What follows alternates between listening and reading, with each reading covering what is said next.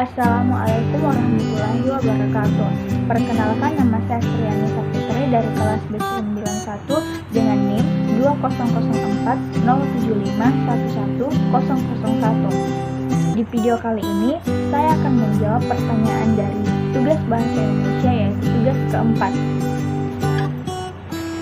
Yang pertama, jelaskanlah prinsip-prinsip pembelajaran bahasa Indonesia beserta dengan contohnya.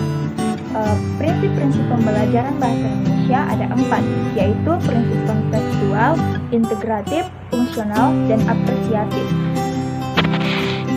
Prinsip kontekstual adalah proses pembelajaran yang holistik dan bertujuan membantu siswa untuk memahami makna materi ajar dengan menghubungkannya dengan masalah kehidupan sehari-hari.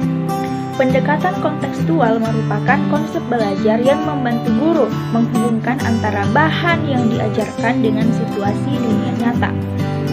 Sebagai contoh, misal seorang guru sedang melangsungkan kelas dengan cara modeling dan role play, yakni membuat ruang kelas seolah-olah adalah pasar dan siswa diminta untuk saling bertransaksi keuangan jual beli. Prinsip integratif. Menurut Maksan, bahasa adalah suatu keseluruhan kegiatan yang satu dengan yang lainnya saling berkaitan untuk mencapai tujuan berbahasa, yaitu berkomunikasi. Subsistem bahasa adalah fonologi, morfologi, sintaksis, dan semantik.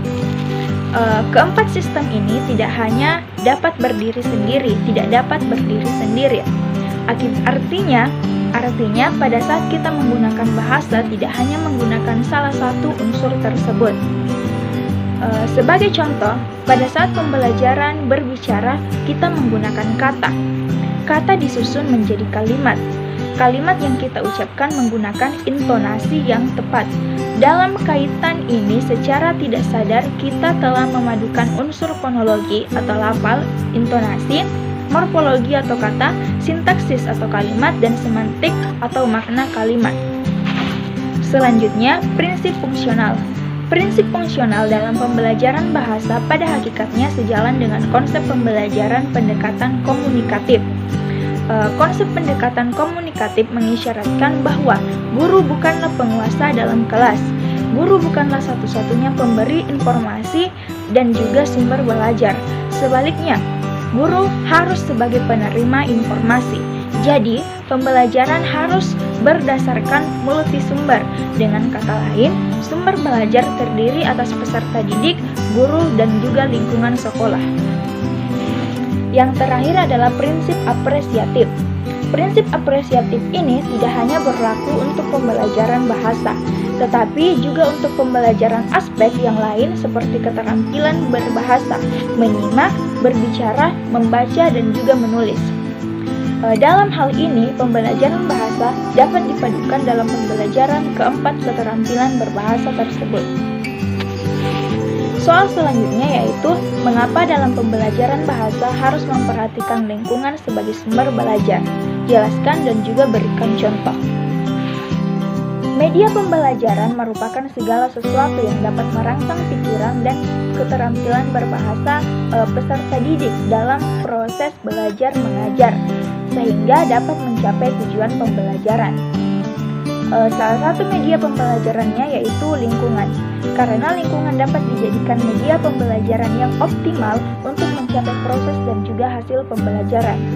Sebab, peserta didik dapat mengetahui secara langsung keadaan yang sebenarnya, dan juga pembelajaran dapat menjadi lebih menarik. Dengan begitu, proses pembelajaran tidak akan membosankan.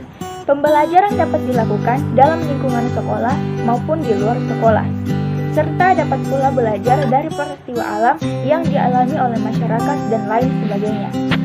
Sebagai contoh, ada beberapa lingkungan yang dapat dimanfaatkan sebagai media dan sumber pembelajaran, yaitu lingkungan masyarakat atau lingkungan sosial, yang mempelajari tentang interaksi antar kehidupan bermasyarakat seperti adat istiadat yang ada di masyarakat, seperti sistem nilai, perubahan sosial, dan lain sebagainya. Baiklah, itu saja yang dapat saya sampaikan mengenai tugas keempat bahasa Indonesia. Indonesia. Lebih dan kurangnya mohon dimaafkan. Wabillahi taufiq wal hidayah.